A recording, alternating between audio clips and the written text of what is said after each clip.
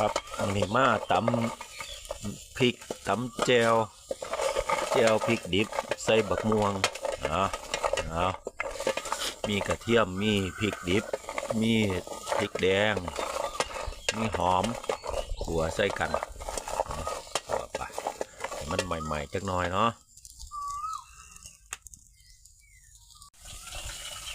ใส่บักม่วงไปน้ำครับม่วงที่เขาสับนั่นแหละขัวจักหน้อยใส่กันไปตำใส่กันเนาะแจ่วพริกดิบบักม่วงสม